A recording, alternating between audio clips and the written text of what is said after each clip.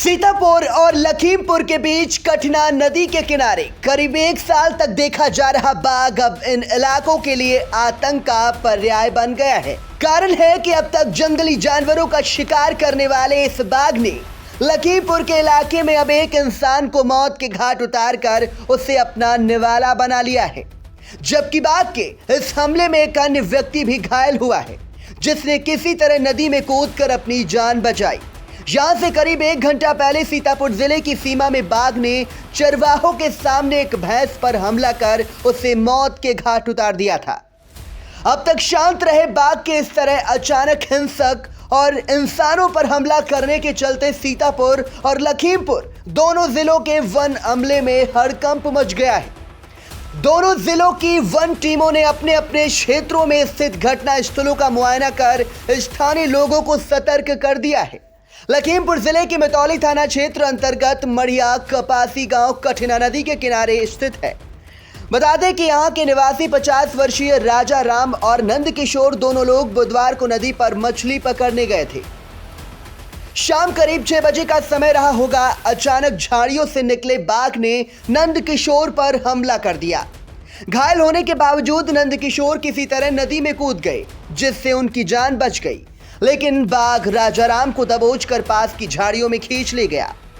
आसपास मौजूद ग्रामीणों के शोर मचाने पर जब तमाम लोग लाठी डंडे लेकर पहुंचे, तब तलाश करने पर राजाराम का छत विछत शव झाड़ियों से बरामद हुआ।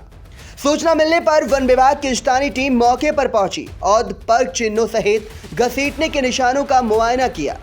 वन टीम ने स्थानीय लोगों को सतर्क और सुरक्षित रहने की सलाह दी है। स्थानीय पुलिस भी मौके पर पहुंच गई है। इस घटना से करीब 1 घंटा पहले शाम 5 बजे बाघ ने कठिना नदी के ही किनारे स्थित सीतापुर जिले के अमृता गांव में चरवाहों के सामने भैंस पर हमला किया था।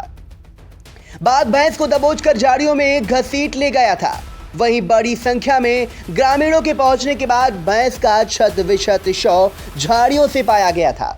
सीतापुर के महोली वन रेंज के रेंजर के एन भार्गव तत्काल टीम सहित मौके पर पहुंचे थे, लेकिन रात गहराने के चलते कोई भी झाड़ियों में घुसने की हिम्मत नहीं जुटा सका था। इसके बाद गुरुवार को सुबह पहुंचे वन रेंजर के सामने मृत भैंस का पोस्टमार्टम किया गया। इलाकाई ग्रामीणों की माने तो ये बाघ यहाँ पर पिछले करीब 1.5 साल से कठिना नदी के किनारे घूम रहा है। पहले तो वन विभाग लंबे समय तक इसे बाघ मानने से ही इनकार करता रहा, लेकिन बाघ देखने वालों की संख्या लगातार बढ़ जाने के बाद 7 मई को ड्रोन के जरिए देखा गया। तब जानवर वन विभाग ने बाघ होने की बात स्वीकार की थी। तब भी बाघ ने ड्रोन पर हमला करने का प्रयास कर अपने हिंसक होने का नमूना दे दिया था, लेकिन दोनों जिलों के वन अफसर हाथ पर हाथ धरे बैठे रहे, जिसका नतीजा है कि बाघ के हमले में एक इंसान को अपनी जान गंवानी पड़ी है। दूसरी तरफ बाघ पर भी नरभक्षी घोषित होने का खतरा खड़ा हो गया है। इंडिया के लिए लखीमपुर से श्यामजी अग्निहोत्री और सीतापुर से वीरेंद्र मिश्रा और महोली से सर्वेश मिश्रा की रिपोर्ट।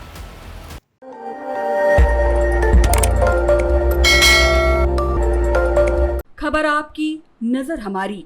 देखते रहिए आई इंडिया।